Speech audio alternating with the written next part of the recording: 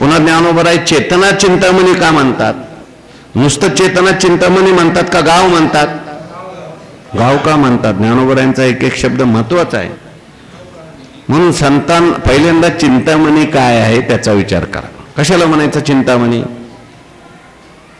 चिंतामणी एक मणी आहे. अनेक प्रकारचे मणी, मणी म्हणजे खडा. अनेक प्रकारचे खडे असतात, परंतु सगळे खडे म्हणजे चिंतामणी नाही बरं का. खड्यामध्ये सुद्धा काही हिरे असतात.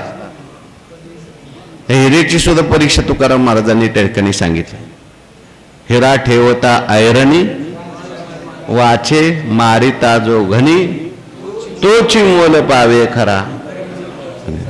हिरा कशाला म्हणायचं? म्हटले व ऐरणीवर ठेवायचा आणि वरून घनाने मारायचं. ऐरणीत शिरतो पण फुटत नाही.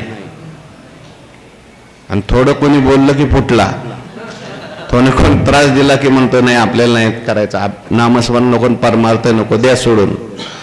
समजायचं हिरा फुटला. अजून हा हिरा नाही, काचच आहे. तुका म्हणेस तोची संत,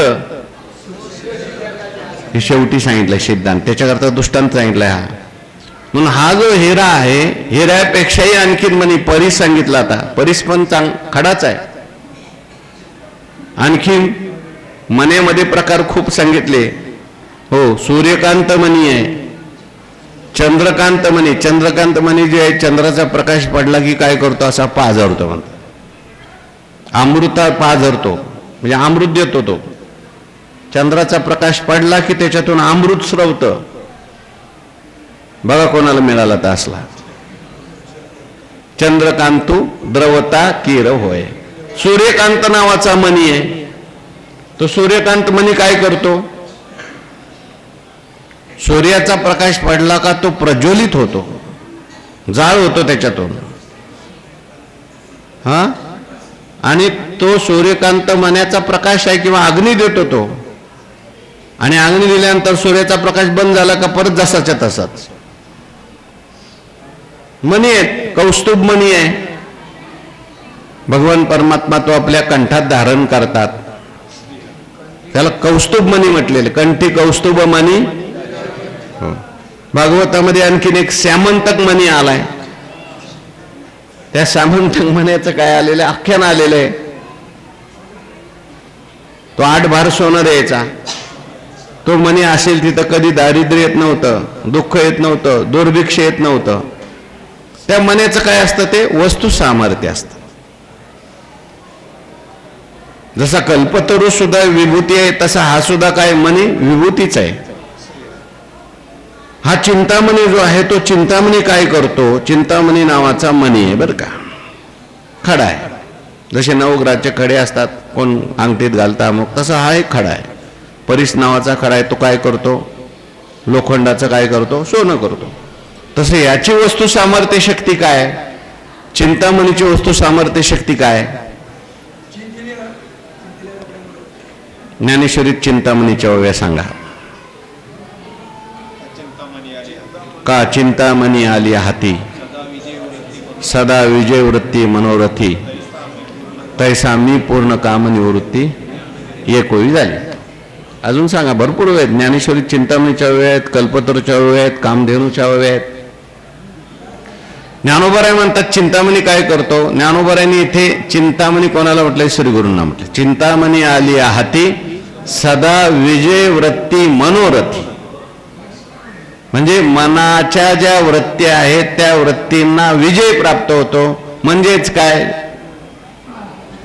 चिंतामणीच्या समोर उभं राहून आपण मनामध्ये जे काही चिंता करू, चिंतन करू, तो आपल्याला तो देतो. देखा धवळारी चिंतामणीचा, जरी पहुडाला होय दैवाचा,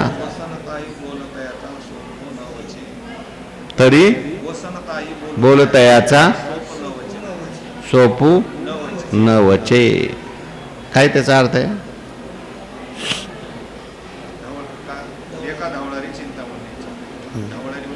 घर, चिंतामणीच्या घरात एखादा बसला, झोपलेला. हा, वसनताई बोलत आहे ना, शोधून बरळा तरी तो जरी बरळला तरी सुद्धा काय होतं ते लगेच प्राप्त होणार त्याला. ढवळारी चिंतामणीचा. आणखीन काय चिंतामणीच्या ओव्या? चिंतामणी हाताचडे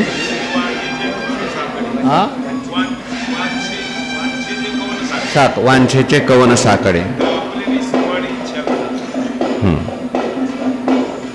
म्हणून तुकाराम महाराज म्हणतात चिंतामणी पाशी चिंता तत्वता न ये. एक आतुडे चिंतामणी पिते सर्व सुख धनी. एक चिंतामणी प्राप्त झाला सर्व सुख त्याला प्राप्त होत असतं.